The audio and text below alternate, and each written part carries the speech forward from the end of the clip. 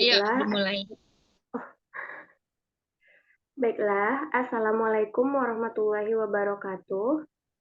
Waalaikumsalam warahmatullahi wabarakatuh. Perkenalkan, kami dari kelompok 6 dengan 4 anggota. Yang pertama, Ibu Ayu Sartika.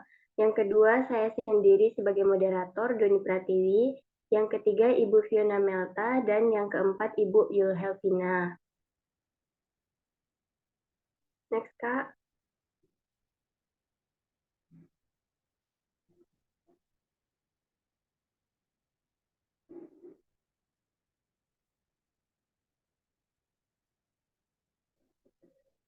Baiklah, pada presentasi kali ini kami akan membahas 7 aspek perancangan dalam Understanding by Design,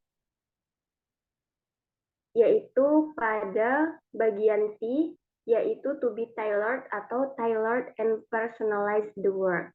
Mungkin langsung saja kepada topik yang pertama yang akan dibacakan oleh Ibu Fiona Melta. Kepada Ibu Fiona Melta dipersilahkan.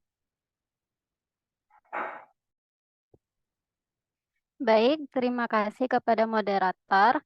Nah, di sini kelompok 6 akan membahas tentang tailor and personalize the work, di mana jika diartikan, artinya adalah menyesuaikan dan mempersonalisasi pekerjaan. Artinya, modul rancangan pembelajaran dalam UBD disesuaikan untuk mencerminkan bakat, minat, gaya, dan kebutuhan individu.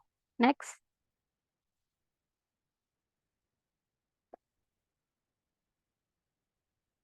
Nah, setiap individu memiliki karakteristik yang berbeda-beda tentunya.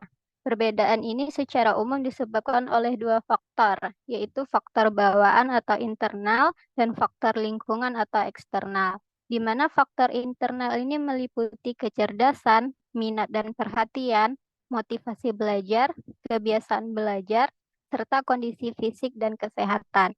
Sedangkan faktor eksternal adalah faktor yang berasal dari luar diri peserta didik yang memengaruhi hasil belajar, yaitu keluarga, sekolah, dan masyarakat. Nah, setiap individu tentunya memiliki keunikan mereka masing-masing, sehingga setiap anak memiliki bakat dan minat yang berbeda-beda. Next. Nah, perencanaan kurikulum UBD harus disesuaikan dengan bakat, pengetahuan sebelumnya, minat, gaya belajar, dan kebutuhan perkembangan peserta didik, di mana perencanaan harus tetap mengacu pada tujuan pembelajaran dengan memaksimalkan keterlibatan dan efektivitas pembelajaran. Baik, sekian dari saya kembalikan kepada moderator. Baiklah, itu tadi pembacaan materi dari Ibu Fiona Melta. Untuk materi selanjutnya akan dijelaskan oleh Ibu Yul Helvina. Kepada Ibu Yul Helvina dipersilahkan. Oke, baiklah. Terima kasih kepada Ibu Tiwi. Saya akan melanjutkan pemaparan materi tentang to be tailor. Di sini ada pertanyaan, bagaimana kita mengakomodasi berbagai kebutuhan perkembangan, gaya belajar, pengetahuan sebelumnya, dan juga minat peserta didik, namun tetap menjaga arah pembelajaran pada tujuan. Di sini ada beberapa cara kita mengakomodasinya. Oke, yang pertama itu dari mengakomodasi berbagai kebutuhan perkembangan.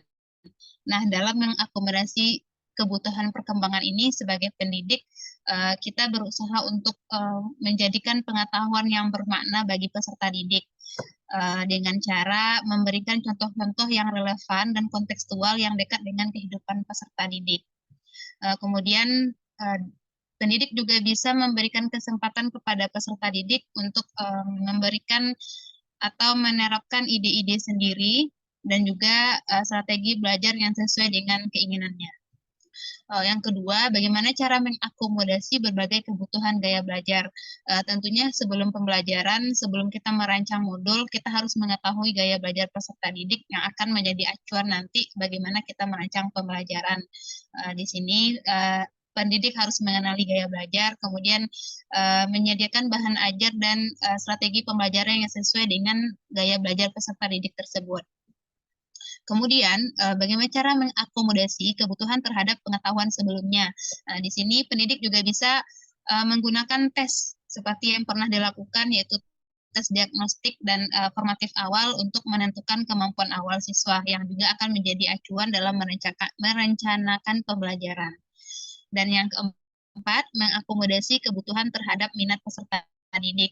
Nah, di sini juga pendidik tetap memberikan ruang kepada peserta didik untuk mengembangkan minatnya di dalam pembelajaran. Mungkin sekian pemaparan dari saya kembalikan kepada moderator. Baiklah, untuk materi selanjutnya akan dijelaskan oleh Ibu Ayu Sartika. Kepada Ibu Ayu, disilahkan. Baik, saya akan melanjutkan hasil diskusi kelompok kami, yaitu bagaimana cara menyesuaikan rencana pembelajaran apabila ada perubahan kondisi untuk memaksimalkan keterlibatan dan efektivitas pembelajaran.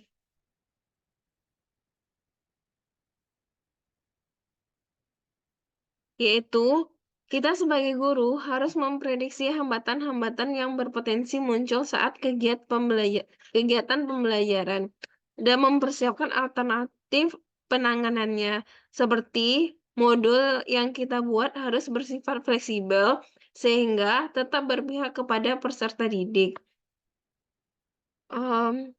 Kita harus dan kita juga harus mendesain rubrik penilaian yang telah disesuaikan dengan kemampuan peserta didik.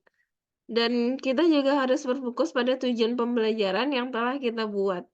Baik, saya kembalikan ke moderator. Baiklah, dengan berakhirnya presentasi dari Ibu Ayu tadi, maka berakhir pula presentasi hasil diskusi kelompok kami. Adapun kesimpulan untuk materi yang kami jelaskan, yaitu pada aspek T, yaitu to be tailored atau tailored and personalized the work, yaitu pada aspek ini, rancangan harus disesuaikan untuk mencerminkan bakat, minat, gaya, dan kebutuhan individu. Hal ini dikarenakan setiap individu itu memiliki karakteristik yang berbeda-beda. Sekian presentasi dari kelompok kami. Mohon maaf apabila ada kesalahan dan kejanggalan selama presentasi. Saya tutup. Assalamualaikum warahmatullahi wabarakatuh. Waalaikumsalam Waalaikumsalam warahmatullahi wabarakatuh.